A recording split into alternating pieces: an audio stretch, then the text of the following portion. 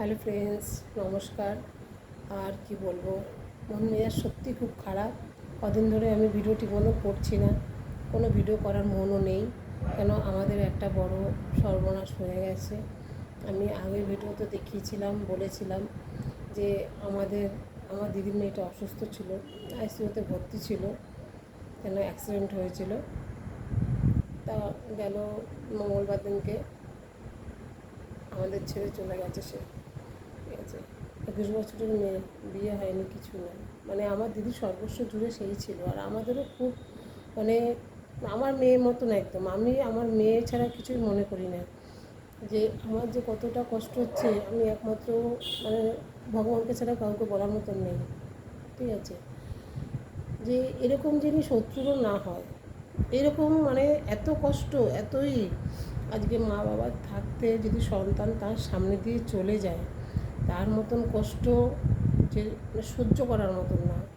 এটা তো জানতাম না। অনেক দেখতাম যে ছেলে মরে গেছে, মেয়ে মরে গেছে, কিন্তু বুঝতে পারতাম না কেন আমার মা বাবাও চলে গেছে, আমার হাজব্যান্ডও আমাকে ছেড়ে চলে গেছে, এতটা কষ্ট হয়নি।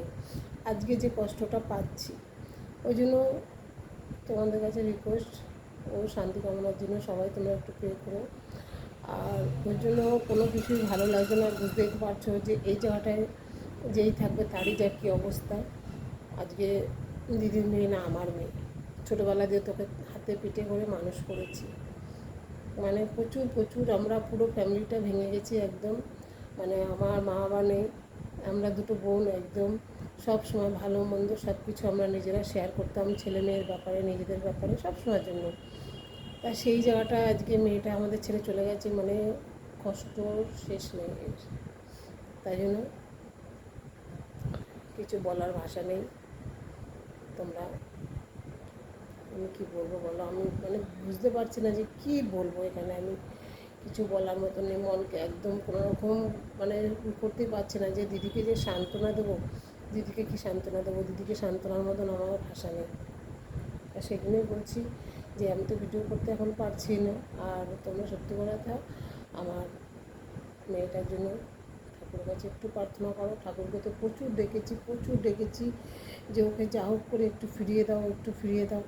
কিন্তু জানি না মা কেন মায়ের গানে ডাকটা পৌঁছায়নি, বুঝতে পারিনি। আজকে সন্তানহারা মা, সে হাউ হাউ করছে। মানে 21 বছরের মেয়ে চলে যাওয়া, সে সর্বস্ব জুড়ে রয়েছে মায়ের কাছে। মানে যেখানে তাকাচ্ছে সেখানেই মেয়ে, যে জিনিসের দিকে তাকাচ্ছে সেটাই মেয়ে। মানে এত জলি ছিল, এত ফ্রি মাইন্ড ছিল, এত মানে হাসি খুশি, মানে বলার মতন না। সর্বসময় মনে হচ্ছে এই দাঁড়িয়ে আছে, এই আমার পাশে আছে, এরকম মনে হচ্ছে। খুব ভালো মেয়ে ছিল, খুব যে কোনো কাজ বলো, বিউটিশিয়ান পুরো কমপ্লিট করা, তারপর নাচ, মানে পড়াশুনো খুব ভালো। যেন বলে না ভালো জিনিস থাকে না, সত্যিই তাই। আজকে কী বলবো বলো, মানে আর কিছু বলার নেই। তাই জন্য